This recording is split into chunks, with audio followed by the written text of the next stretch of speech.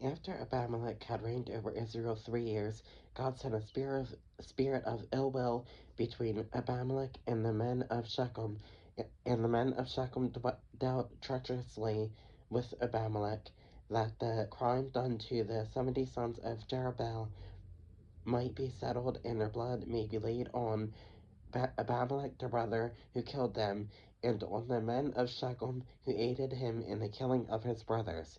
And the men of Shechem set men in ambush against him on the tops of the mountains, and they robbed all who passed by them along that way. And it was told by and it was told Abimelech.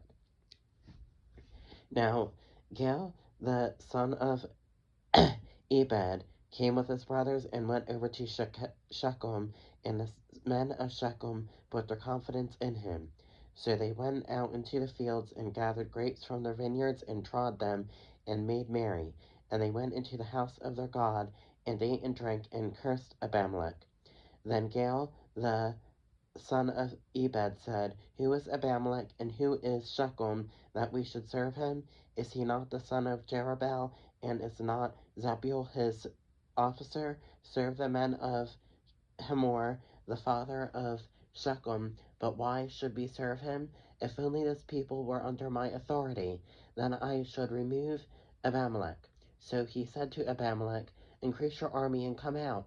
Then when Zebul, the ruler of the city, heard the words of Jael, the son of Ebed, his anger was aroused, and he sent messengers to Abimelech, secretly saying, Take note, Jael, the son of Ebed, and his fathers have come to Shechem, and here they are, fortifying the city against you. Now therefore get up by night, and you and the people who are with you, and lie in wait in the field.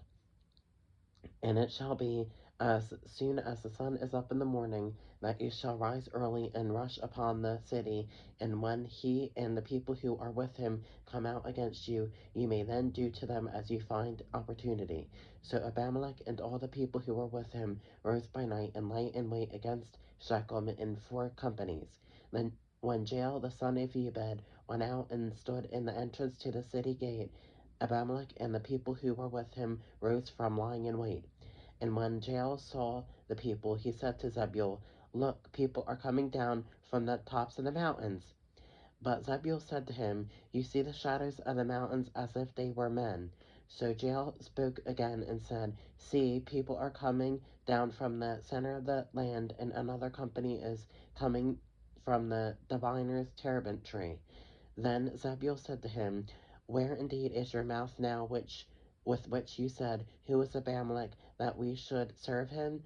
Are not these the people whom you despise? Go out, if you will, and fight with them now. So Jael went out, leading the men of Shechem, and fought with Abimelech.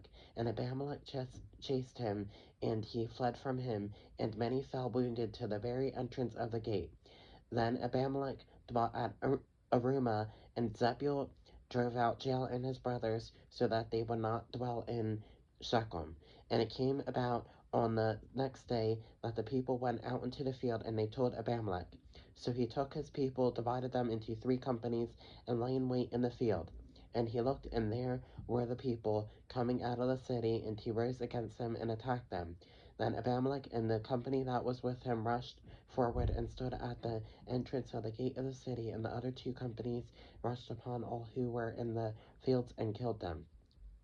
So Abimelech fought against the city all that day. He took the city and killed the people who were in it, and he demolished the city, and so it was sought.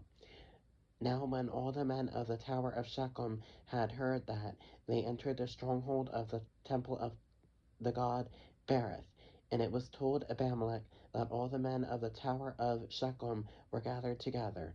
Then Abimelech went up to Mount Zalmon, he and all the people who were with him.